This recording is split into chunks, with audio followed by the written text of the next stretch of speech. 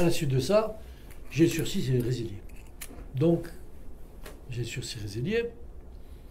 Et il me le résilie au moment où je pouvais même pas, j'ai même pas pu passer les examens de juin. J'ai résilié. Comme j'étais en plein. Alors, je pars à l'armée et je passe les tests. Je n'avais pas fait la PMS, je ne suis pas un sportif, mais enfin, je passe les tests EOR. Bon, pour les EOR. Bon, j'avais du bol parce que c'est un contingent sans sursitaire. Et on m'affecte, alors, et puis on me dit, tiens, tu es affecté au train. Déjà, je fais une sale tête parce que dans ma famille de militaires, le train, c'était pas... Je suis affecté au train. Bon. J'arrive à Beni-Messous, où on faisait les classes, aux EOR.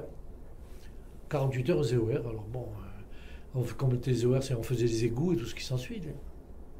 Et puis, je m'étais dit, chouette quand même le train, je vais passer les 4 permis, qui étaient reconvertibles immédiatement dans le civil, quand c'était au train. Le VL, le PL, la moto et les engins spéciaux. Alors, à Beni-Messous, le camp était magnifique, il y avait un anneau de conduite magnifique. Des feux rouges, vraiment un truc que je n'ai revu nulle part ailleurs. Il faut dire que le train fournissait tous les seconds rôles de l'armée. Parce qu'au train, il y avait la FRAMU, Formation Nationale de Muletiers, la FRACO, formation de coiffeurs, la FRA des dépanneurs, la FRADA, les dactylos, enfin, et la FRAC qui était conducteur auto. J'étais tout content. J'arrive, je me rappellerai toujours, ça devait être il faisait une chaleur. Le 4 ou le 5 juillet, j'arrive là, je dis tiens, on va commencer à conduire, bien. Et j'entends, le conducteur hollandais est demandé à la salle de service. J'y vais, je tombe sur un adjudant comme on n'imagine plus. Peste de con, tu te glisses là. Je dis mais qu'est-ce qui se passe, mon adjudant-chef? Je suis, tiens plus aux EOR, comment je peux... Tu es déclaré inapte à la conduite auto, à la garde de nuit et au tir. Et je me trouve au peloton des inaptes. Ce qu'on n'a jamais dit. Un jour, j'ai fait un bouquin là-dessus. Je vous passerai, vous verrez, c'est assez amusant. Je me suis trouvé au peloton des inaptes, c'est-à-dire dans un peloton qui défilait pas le samedi devant le colonel. Parce que d'habitude, devant le colonel, le samedi, bien, sur les chaussures et tout, hein, c'est impeccable. Donc, je me trouve au peloton des inaptes avec 3 boiteux. Un gars qui avait le bras tordu. De ce côté-là, il pouvait se servir du bras, mais il ne pouvait pas prendre le fusil. Donc il va être là. 3 repris de justice. 2 chauffeurs poids lourds, puisqu'il y avait déjà les permis. 2 homosexuels et 3 travelots. Et une dizaine d'Européens illettrés, mais qui venaient de France, hein, illettrés. Et 5 ou 6 pieds noirs illettrés. Je me retrouve là. Alors, ils avaient tous 19 ans, j'en avais 24. J'avais déjà mon appartement, ma situation, enfin, mon stage en notariat, etc., etc. J'ai passé une semaine en déprime. Et puis, le peloton, c'était un peloton, mais c'est vraiment...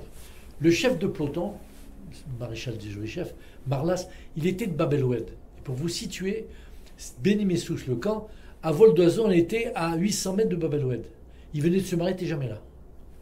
Son adjoint, un Félaga allié, caporal au Félaga, qui était devenu sergent de l'armée française, maréchal des logis de l'armée française, shérif, qui savait lire que les grosses lettres. Et les 2 fonctionnaires brigadiers pour nous encadrer, c'était un gitan de Mostaganem et un petit arabe du Sindé. On ne nous donnait même pas les habits des autres, on avait des guenilles. Et puis l'arabe, il vient me trouver un jour, le sergent, il me dit, dis-moi, tu es de Constantine, toi? Je dis, oui, dis-moi aussi, tu veux pas, tu me fais les fiches d'instruction, tu fais pas de corvée. Pourquoi pas? Et je me suis installé à la semaine, je fais les fiches d'instruction. Et l'après-midi, il envoyait un commando voler aux cuisines des tomates, des poivrons, ensuite de la salle algérienne avec du rosé. Il me dit, tu sais pourquoi j'ai rallié la France? Je dis, parce qu'au Félaga, on ne peut pas boire le rosé. Il y a des scènes uniques. C'était unique. Alors, qu'est-ce qui vous est arrivé pour que vous soyez affecté dans ce... Eh bien, parce que c'était une mesure pour m'empêcher de faire les EOR. Ah oui, d'accord. C'est comme ça qu'on veut le seul endroit. C'était le seul cours où je peux faire les EOR. Mais c'est pas fini. Mon oncle, colonel de réserve, vient me voir. Et quand Olivier Ganache, il mettait, pour venir me voir, il met une décoration pendante. Pour que la sentinelle lui présente les armes. Il vient me voir. Il m'a tout dit. Si tu n'avais pas fait le con en politique comme ça, maintenant c'est la première fois qu'un Hollandais est dans un état comme ça chez des inaptes. Et tonton dit, ouais, j'en ai marre. Ce soir, je mange avec le général Ménard qui commande le train pour l'Algérie. Je m'étais déjà créé une petite vie tranquille depuis 3 semaines. Vous voyez, j'avais une petite vie tranquille. Je dis, bon, finalement, ça a commencé là. Le lendemain, 7 h du matin, un planton du PC, du centre d'instruction, se pointe. Hollander, le colonel veut te voir. Vous voyez, le deuxième pompe au fond du camp, il m'avait amené les habits propres et j'arrive chez le colonel. Vous avez vu Himmler? Il s'appelait Fuchs. Vous voyez Himmler, la tête. Un petit bonhomme sec. Il m'a laissé 1 heure au garde à vous. Et il termine en me disant, mais qu'est-ce que je vais faire de toi? Parce qu'il me raconte la vie de ma famille, les généraux, le cousin, tout ça. Qu'est-ce que je vais faire de toi? J'ai failli dire, écoutez, renvoyez-moi à la maison, vous n'avez pas besoin de moi. Il regarde mon sac et dit, bon, unité spéciale, affaires musulmanes. Et c'est l'armée. Alors j'étais inapte à la garde de nuit. Inapte au tir. Je me suis trouvé avec une âme personnelle et à sortir facilement 1 nuit sur 3.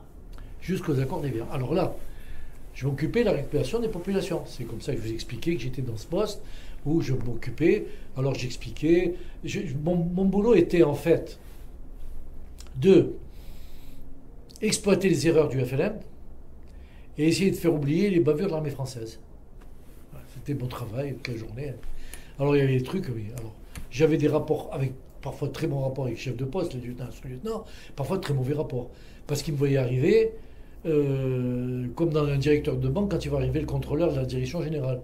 Parce que je venais voir, parce que j'empêchais les vols. Hein, quand les gars ils volaient, ils ramenaient les trucs. Ah, quand ils veulent les madriers, tu ramenais les madriers. Bon, moi, après, j'étais première classe, mais je n'avais pas de grade.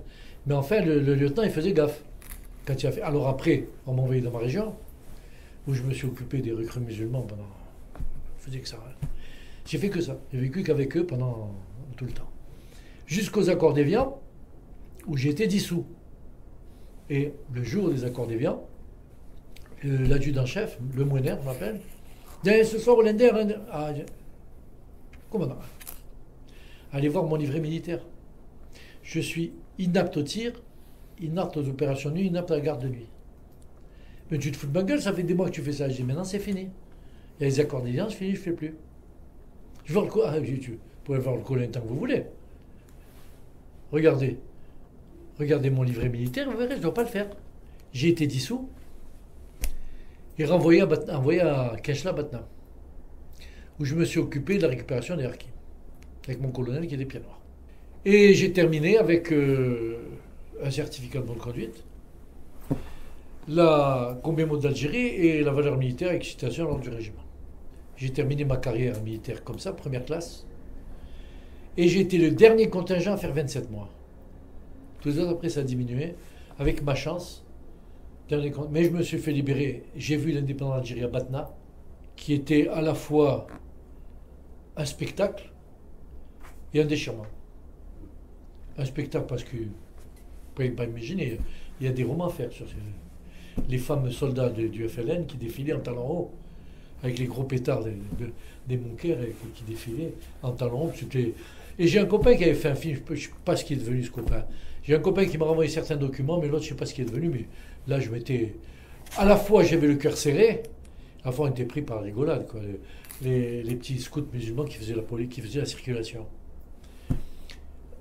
Et les 2 flics, les 3 flics à Batna qui faisaient la circulation, les Européens. Ils sont partis le 1er juillet. Donc... Et Constantine, vous y êtes retourné? Oui, quand je me suis fait libérer en Algérie, moi, j'étais libéré le 15 août. Donc je me suis venu à Constantine, j'ai retrouvé une autre ville. Une autre ville, c'était plus ma ville. Et votre famille, où était-elle? Mais c'est-à-dire que à Constantine, l'indépendance s'est passée sans heurte. Pour une raison bien simple, ça faisait 8 ans qu'on était là-dedans. C'est pas du tout comme au Oran. Nous, ça fait 8 ans, les gens, même les Arabes, ils ont fait la fête, mais modérément. Hein, c'était pas. Mais il est vrai que mes parents étaient venus en France pour l'indépendance. Mais ils sont revenus à Constantine le 10 juillet. Mais les appartements n'avaient pas été touchés, rien n'avait été pillé. Hein. Michael, il m'avait encore des amis à mes parents qui habitaient là, donc pas de problème. Je me suis fait libérer. Et là, pour terminer sur ma carrière, rapidement, je suis libéré à Constantine. Et je tombe 3 ou 4 jours après, dans la rue, sur un copain à moi, du lycée, II, qui avait rejoint le FLN en 56. Je bouge pas, moi, j'ai rien. C'est lui qui vient vers moi. Il était capitaine. Vous savez, les galons, comment ça marchait? Il y avait capitaine, c'était de blanc et en rouge, des étoiles. Il se précipite. Oh, Jean-Pierre, comment ça va? Oh, ça y est, c'est fini la guerre maintenant. Ah, maintenant on est tous frères. Il fait le baratin. Il était dans les modérés avec Ben Keda, lui. Et il me dit, il faut que tu restes. Pourquoi vous partez tous? Pourquoi vous partez tous? J'ai dit, on se fait tuer. Mais non, on ne veut pas tuer. Tu penses, l'Algérie, maintenant c'est fini, tout ça s'est passé, il faut oublier. Il fait tout le baratin, classique. Et il me dit, écoute, viens me voir demain à la division où il était. Viens, je vais te proposer un truc. Je vais le voir. Il me dit, écoute, Jean-Pierre, tu as fait du droit musulman. On a besoin de cadre. Reste. Je te fais nommer secrétaire général du parquet. Avec une partie du salaire payé en Algérie, l'autre partie en France. Je ne savais pas ce que j'allais faire. Je n'avais pas les moyens d'acheter une étude en France. Je rentre, je dis à ma mère. Ma mère dit, mais t'es fou, tu vas rester avec eux, tu ne sais jamais. Puis j'en parle à mon père. Mon père me dira, pourquoi pas, finalement, je ne sais pas quoi faire, pourquoi pas. Et puis le soir même, je vais au café. Il y avait un vieil arabe qui m'avait vu grandir. Il me dit, il m'appelait Rouget, parce que j'étais requin Rouget. Ah, tu payes le rosé, mais tu me caches. Parce que les autres, je paye le rosé. Et il me dit, je t'ai vu, le téléphone arabe, je t'ai vu que tu parlais avec qui? Je dis oui. Il me dit, méfie-toi, il peut-être bientôt. Tu racontes. Le I, je vais le trouver, on ne pouvait pas avoir place d'avion. Il me fait avoir une place, je rentre. Je dis, écoute, je vais passer, tu me comprends, j'ai tapé 27 mois. Je voudrais prendre un peu de vacances. Je dis, mais je te comprends très bien, tu as entièrement raison. Moi aussi, je voudrais en prendre. Enfin, copain, vous voyez, vraiment, le copain. C'était mon voisin en anglais, mon voisin de table en anglais. Je vais en France, à Montpellier, et puis je pars à Lyon, je vais à Orléans, et je reviens à Montpellier avec toujours l'intention, mes parents étaient rentrés entre-temps. Ils avaient fait leur cadre, puis il n'y avait rien pris, ils avaient tout emporté, ma mère, tout ce qu'elle avait pu emporter. J'ai un copain qui était toujours abonné à la Dépêche Constantine. Je vais chez lui boire le café, il me dit, tiens, c'est pas toi qui m'avais parlé d'II? Je dis, oui, tiens, regarde. Fusillade à la Casbah Constantine, dans les bancs, il y a mon copain.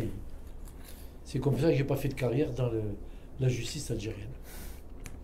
Voilà, l'affaire était bouclée. D'accord. Voilà, l'affaire était bouclée. Voilà.